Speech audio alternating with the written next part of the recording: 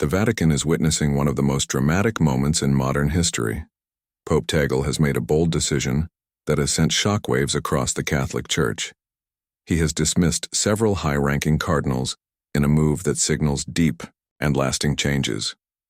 This action is seen as unprecedented and has already created a wave of mixed reactions. While some see it as a necessary step toward modernization and reform, others believe it is a dangerous break from tradition. Pope Tagle has always been known for his progressive views. Since becoming pope, he has shown a deep commitment to inclusivity, dialogue, and modernization. His leadership style is different from his predecessors.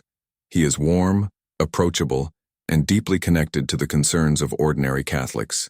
His vision is clear: to make the Church more relevant in the modern world. However, this vision has faced resistance from traditionalists who believe that the core values of the Church should not be altered. The dismissed cardinals were known to be part of the old guard. They represented the conservative wing of the Church, holding firm to traditions that some see as outdated. Their removal is not just an administrative decision, it is a strong statement that change is coming, whether the old guard agrees or not. This move has left many questioning what the future of the Church will look like under Pope Tagle's leadership. For months, there were rumors of internal tensions within the Vatican. Reports suggested that certain cardinals were actively blocking Pope Tagle's reforms. These cardinals were seen as obstacles to progress, resisting efforts to modernize the Church and address contemporary issues such as climate change, poverty, and social justice. By dismissing them, Pope Tagle has made it clear that he will not allow resistance to stand in the way of his vision. The Vatican, an institution steeped in tradition, is not used to such rapid changes. Throughout history, popes have generally worked behind the scenes, making slow and careful adjustments.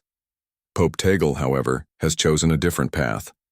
He believes that the Church must change in response to the challenges of the modern world. The world is evolving, and the Church must evolve with it. The reactions to this shakeup have been strong and diverse. Within the Vatican, there is both support and opposition. Some Church officials believe that Pope Tagle's actions are necessary and long overdue.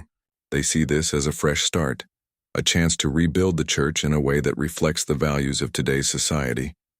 Others, however, see it as a dangerous move that could divide the Church further. Some conservatives argue that by removing these cardinals, Pope Tagle is ignoring centuries of tradition and putting the Church on an uncertain path. Outside the Vatican, the global Catholic community is also reacting. Conservative Catholics have expressed deep concern, fearing that the Church is losing its identity. Some have even questioned Pope Tagle's authority, arguing that his actions go against the teachings of the Church. On the other hand, progressive Catholics are celebrating this as a historic moment. They believe that Pope Tagle is finally bringing the Church into the 21st century and making it more inclusive. The dismissed cardinals were not just high-ranking officials.